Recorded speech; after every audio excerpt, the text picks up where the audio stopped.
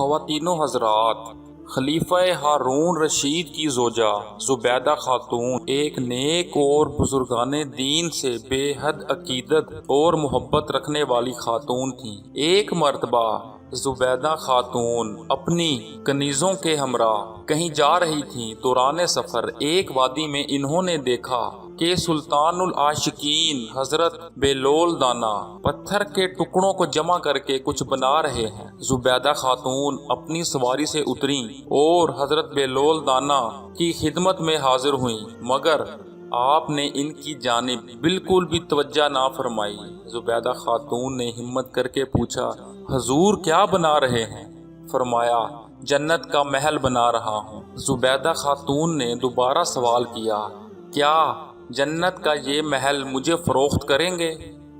حضرت بہلول دانا رحمۃ اللہ علیہ نے فرمایا، ضرور فروخت کروں گا۔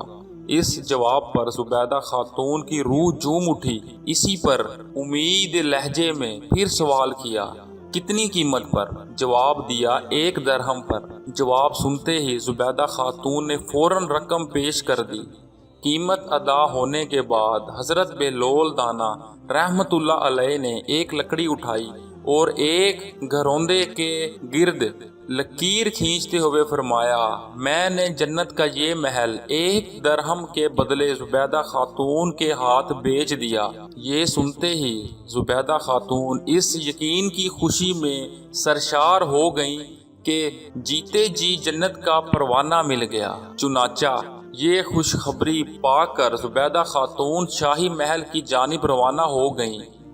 رات کا پچھلا پہر تھا۔ ابھی آپ نماز تہجد اور مناجات سے فارغ ہو کر لیٹی ہی تھیں کہ اچانک ہارون رشید آئے اور زبیدہ خاتون سے کہنے لگے کہ آج جب میں نماز تہجد پڑھ کر لیٹا تو میری آنکھ لگ گئی۔ کیا دیکھتا ہوں کہ میں ایک باغ کی سیر کر رہا ہوں۔ میرے پوچھنے پر کسی نے بتایا کہ یہ جنت الفردوس ہے۔ میں نے وہاں ایک بلند دروازے پر سبز رنگ میں زبیدہ خاتون لکھا ہوا دیکھا۔ میں اس امید پر اس محل میں داخل ہو گیا کہ شاید میرا نام بھی لکھا ہو۔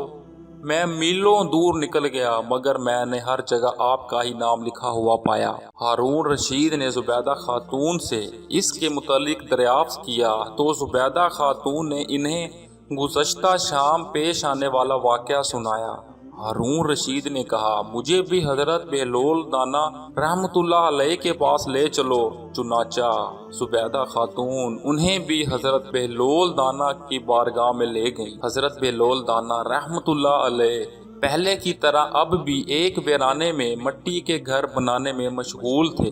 ہارون رشید حضرت بہلول دانا کی بارگاہ میں حاضر ہوئے، ادب سے سلام کیا اور حضرت بہلول دانا سے جنتی محل کی قیمت پوچھی۔ حضرت بہلول دانا رحمۃ اللہ علیہ نے فرمایا، اس کی قیمت تیری پوری سلطنت ہے۔